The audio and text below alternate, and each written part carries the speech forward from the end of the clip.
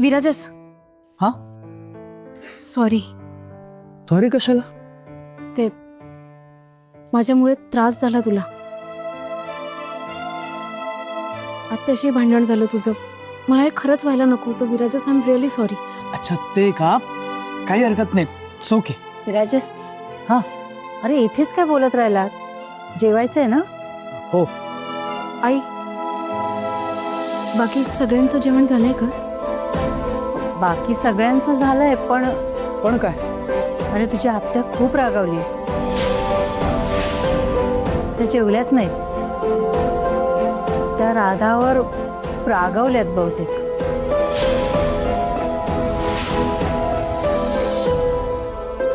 मी बोलतो आत्याशी. नाही विराजस, तू थांब.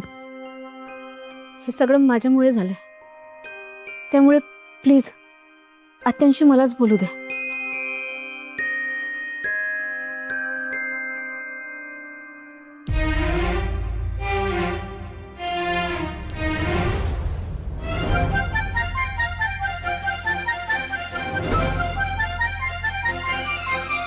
चल ना आता भूक लागली. आत्ता नाही. आत्ता नाही मग कधी? रात्री उशिराने पिझ्झा मागवते. हा उशिरा? अगबड तोवर काय करायचं? आत्ता भूक लागली मला. सुमित, एक दिवस कळ नाही का काढता येत? तुमच्या प्रेमाखातर मी उपाशी राहिले ना, मग माझा नाही अपमान झालाय. मी महत्वाची आहे की जेवण? जेवण नाही नाही म्हणजे ते मला भूक लागल्यावर काही सुचत नाही ना, माहिती आहे ना तुला, म्हणून. Sorry sorry. येऊ का? अगो बाई, तू कधीपासून परवानगी मागायला लागलीस ग? नाही तसाही तुम्ही घुसतात ना सगळीकडे सीआयडी सारख्या. सॉरी. वर तोंड करून आलीसच कशी ग तू? नाही म्हणजे लाज नाही वाटत का तुला तोंड वर करून यायला? घरातल्यांना चोर कशी काय म्हणू शकतेस तू?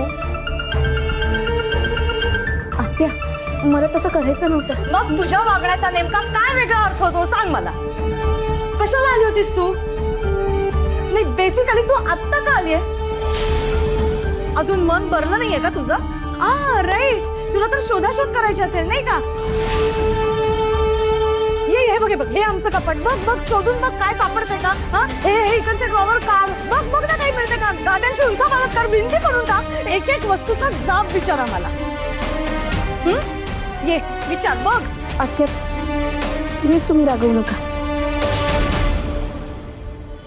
हे बघा, मला असं करायचं नव्हतं. माझा गैरसमज झाला. मी लहान आहे ना आत्या. प्लीज मला माफ करा. तुम्ही घर सोडून जायचा विचारही करू नका. आणि प्लीज अन्नावर कशाला राग काढताय? जेवून घ्या ना. आत्या, तुम्ही उपाशी राहिलात तर विराजसला खूप वाईट वाटेल. मी परत माफी मागते तुमची. अगं बाई, कशाला माफी नको मागूस तू, कारण आम्ही चोर आहोत. चोरांची माफी नसते मागायची, कळलं का? चोर आहे माझा नवरा, चोर. ओ मावशी, ऐकलं का? काकू, चोर आहे माझा नवरा, चोर आहे. चोर आहे माझा नवरा, चोर आहे. प्रत्येक गोष्टीचा जाब विचार तू. अगं ती माफी मागते ना, मग जाऊ दे ना. होते चूक माणसाकडूनच. आता तुझ्याकडून काही चुकलं असतं तर मी माफ केलंच असतं ना. आणि ती म्हणते ना आता इथून पुढे काही नाही करणार, मग सोडून दे. आत्या, तुम्ही प्लीज अन्नावर राग नका काढू. तुम्ही चला ना, 2 घास खाऊन घ्या. तू सांगायची गरज नाहीये मला.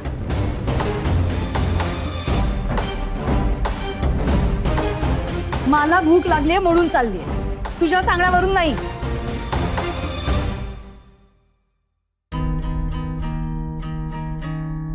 बिट्टी बाळा, तू अजूनही माझ्याकडे सुमित पैठणकर म्हणूनच बघतेस ना. आता काहीच पूर्वीसारखं राहिलेलं नाहीये. मीही पूर्वीसारखा नाहीये. प्लीज जुन्या चष्म्यातून माझ्याकडे नको बघू. विश्वास ठेव माझ्यावर. आणि तुला काहीही वाटलं तर मला विचार. मी तुला समजावेन. ठीक आहे, सॉरी.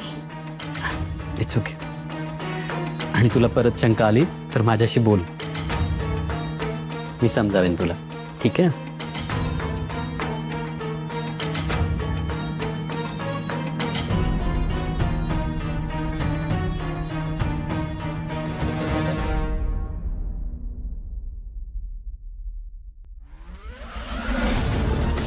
चलो, गो अहेड.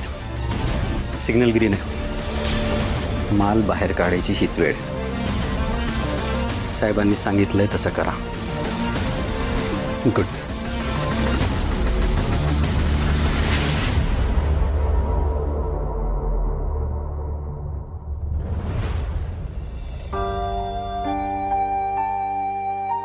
काय झालं बाबा, बोलवलत?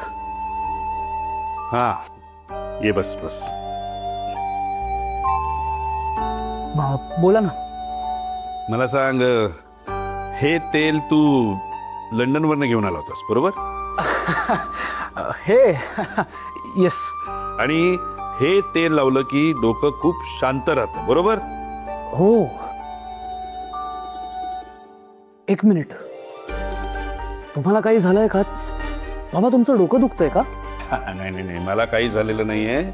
पण हे तेल मी तुला लावून नाही. मला तुम्ही? का?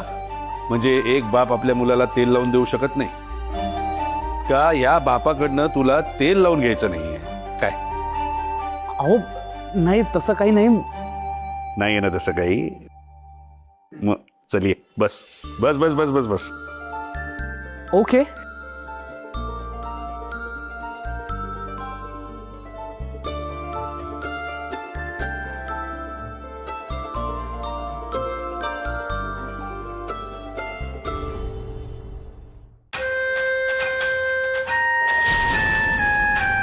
दमला असशील नाही? नाही, दमायचं काय त्यात? नाही अरे, दमाला होतच असेल ना. ऑफिसमध्ये एवढं काम करतोस, थकायला होत असेल. त्यात तुझं आणि राधाचं नातं, हे सगळं सांभाळून घेणं जरा जड जात असेल नाही? आणि ह्या सगळ्याचं राधायलाही जरा ओझं वाटत असणार. ओझं? म्हणजे आज ऑफिसमध्ये काय घडलं हे बघितलेस, माहितीये तुला?